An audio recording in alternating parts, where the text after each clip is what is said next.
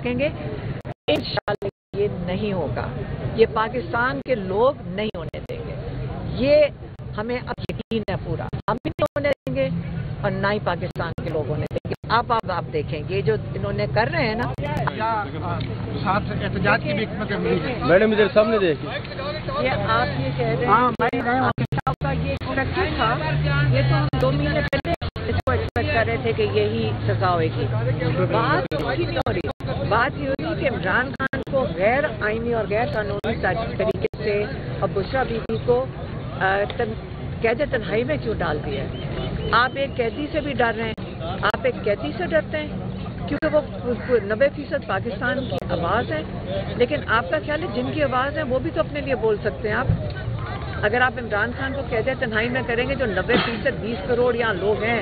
اور جو 110 ملین جوان یہاں پہ ہیں، آپ کا خیال ہے کہ وہ کسی دیر برداشت کرتے ہیں کہ ساری دنیا میں اسی طرح ہی تبدیلی آ رہی ہے اور اس کا یہ انتظار؟ میں آپ کو بتا دوں اسکرپٹ یہ ہوگی کہ جلدی سے، اس لیے رات کے 10 بجے ان کو 8 بجے خیال آیا اس دھند کے موسم میں کہ جلدی سے سزا سنا دو تاکہ وہ جو ڈوگر صاحب ہیں 1 سال کے بعد ہائی کورٹ میں کیس سنیں تو ہم جیل دے دیں گے۔ یہ کوئی اتنی کوئی ذہین لوگ نہیں ہیں کہ یہ تو اسکرپٹ نہیں پتا، اسکرپٹ تو ہم آپ کو پہلے سے لکھ کے دے چکے ہیں۔ انہوں نے یاد رکھیں انہوں نے کیا کیا آج، یہ اتنے خوف زدہ ہیں کہ ان کو صرف یہ ڈر تھا کہ کوئی عمران خان سے ملاقات نہ کرے۔ کیوں؟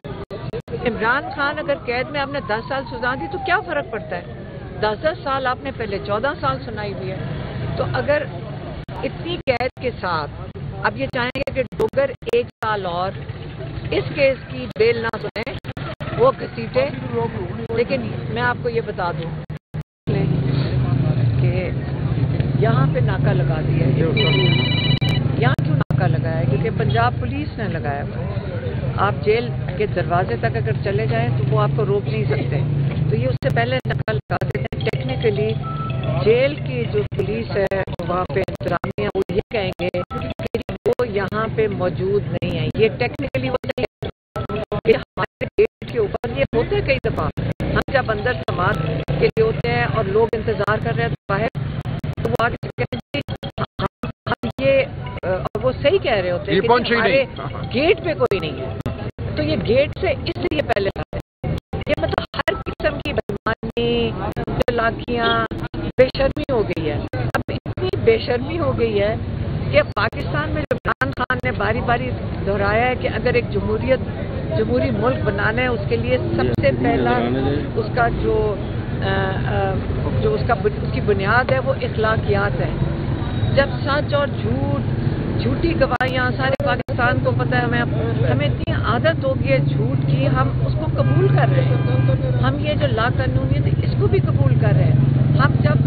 غداری کے جن کے اوپر آرٹیکل لگنا چاہیے ہم اس کو برائی بھی نہیں ہم سمجھ رہے، نہ ہم غداری کو برا سمجھتے ہیں، نہ ہم جھوٹ کو برا سمجھتے ہیں۔ اور یہاں پہ طاقت کے اوپر طاقت کی اس وقت وہ کیا کہتے ہیں کہ وہ اس کو ہم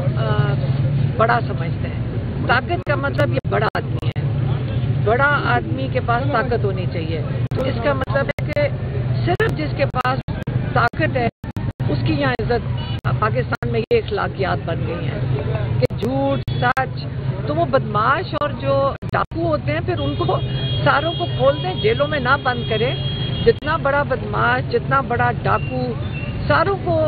اجازت ہونی چاہیے کہ وہ بھی بڑھ کے پنجاب کے فیملی کو بھی لوگ دیں، اور یہ سماعت ہو ہی نہیں سکتی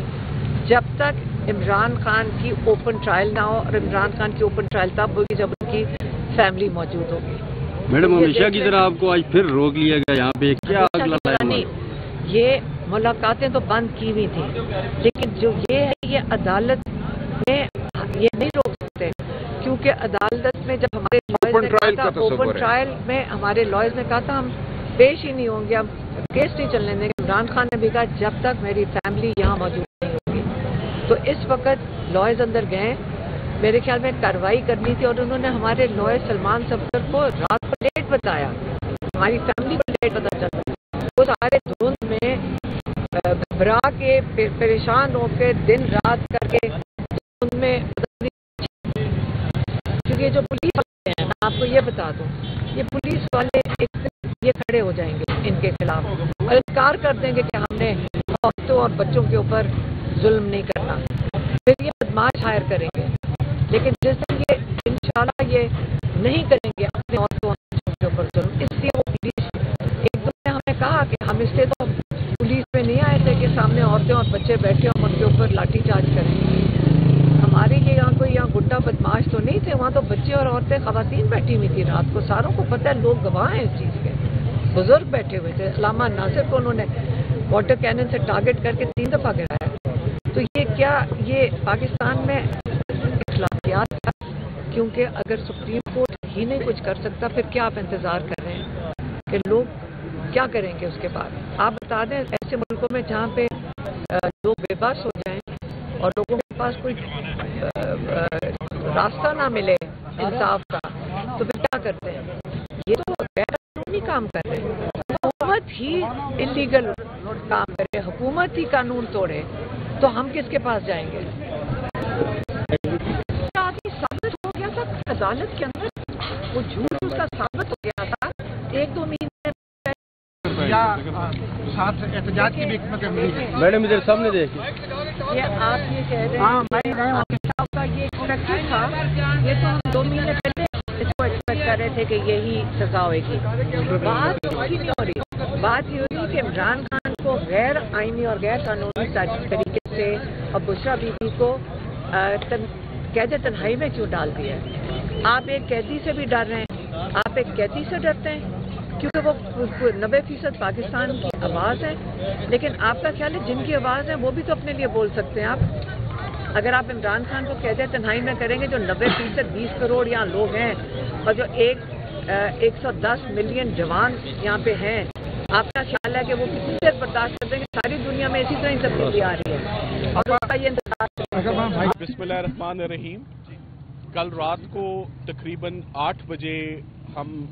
हमें तमाम लीगल टीम को इमरान खान साहब की को इतला दी गई, जज शाहरुख अर्जुमंद साहब जो तोशाखाना 2 बुल्गारी सेट पे समाअत कर रहे हैं, कि कल सुबह 9 बजे अडयाला जेल में इमरान खान साहब के केसेस पे कार्रवाई होगी। ये बहुत अजीबोगरीब एक कॉल थी और मैसेज था, हम एक्सपेक्ट नहीं कर रहे थे, क्योंकि आपको मालूम है 16 अक्टूबर से लगातार मुतवातिर इमरान खान साहब की तोशाखाना केस में किसी भी केस में उनकी समाअत नहीं हो रही थी, कोई हेयरिंग नहीं हो रही थी। मौसम आपको मालूम है कि मोटरवे बंद होती है, धुंध का फैक्टर था, तो हम जैसे तैसे भी हम पहुंचे। आज की हम इस हेयरिंग के लिए आए, मगर आज की हेयरिंग का मकसद क्या था, ये बहुत अहम बात है। 16 अक्टूबर को जब फाजिल जज साहब शाहरुख अर्जुमंद साहब ने तमाम एविडेंस कंक्लूड होने के बाद केस को एडजर्न किया, तो केस को एडजर्न किया फॉर रिबटल ऑफ आर्ग्यूमेंट्स, यानी कि सरकार की जानिब से कुछ बकाया जो दलाइल थे उनके लिए ये आज की तारीख की गई। और आज की तारीख में सिर्फ दलाइल मुकम्मल होने थे, ना कि आज के दिन में फैसला सुनाया जाना था। आज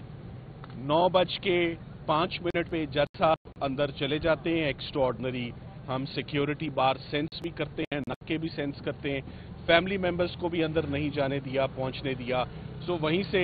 वो जिसे कहते हैं माथा ठनका के अंदर कोई ना कोई दोबारा वही कार्रवाई हो रही है जो साइफर में हुई, जो इद्दत निकाह में हुई, जो तोशाखाना 1 में हुई, जो फॉरेन फंडिंग में हुई, जो 9 मई के केसेस में होता आया आज दिन तक। तो वही पैटर्न है, पैटर्न हमारे लिए कोई नया नहीं है। अंदर जाते ही सबसे पहले तो जज साहब ने जो आज एक इलीगैलिटी कमिट की कि उन्होंने जो भी फैसला सुनाया है वो फैसला मुल्ज़िमान की गैर मौजूदगी में सुनाया और उनके वकला की भी गैर मौजूदगी में ये फैसला सुनाया। तो आज का दिन तो जज साहब ने सिर्फ दलाइल मुकम्मल करके फुल स्टॉप लगा के उन दलाइल के ऊपर डिलिबरेशंस करके अपना फैसला सुनाना था, मगर वो आज अपना फैसला साथ लिख कर लाए हुए थे। 59 पेजेस पर मुश्तमिल फैसला, 32 पैराग्राफ उन्होंने लिखे और उन्होंने आखिरी पैराग्राफ में लिखा कि मैं रहम की अप्रोच अडॉप्ट करते हुए, क्योंकि खान साहब की उम्र को मद्देनजर रखते हुए और उनकी अहलिया चूंकि फीमेल हैं, ان کو مد نظر رکھتے ہوئے عمران خان صاحب کو 10 سال کی سزا، ان کی اہلیہ کو بھی 10 سال کی سزا، اور 5 سے ہم اینٹی کرپشن بولتے ہیں اس میں 7 سال کی سزا، اور 1,64 لاکھ روپے میاں بیوی دونوں کو فائن کی سزا سناتا ہوں۔ لکھا ہوا فیصلہ تمام جیل میں ہمیشہ کہتا ہوں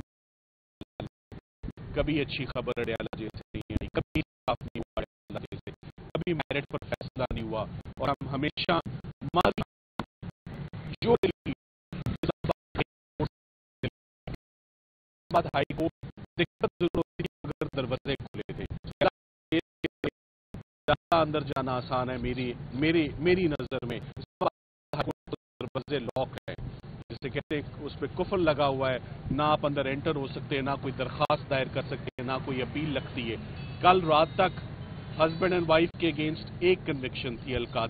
القادر کو ہم فکس کروانے کے لیے 5 مرتبہ ہماری C M applications early hearing کی آفس، ہم اسلام آباد ہائی کورٹ چیف جسٹس صاحب سے گزشتہ 2.5-3 مہینوں میں ہم نے کئی دفعہ ان سے گزارش کی کہ 1 سال ہو گیا القادر میں، جنوری میں سزا آئی تھی، آپ کو یاد ہوگا 27 جنوری 2024 کو یہ سزا آئی، اور آج 1 سال گزرنے کے بعد بھی اسلام آباد ہائی کورٹ 5 منٹ کی ہیئرنگ، خواتین کو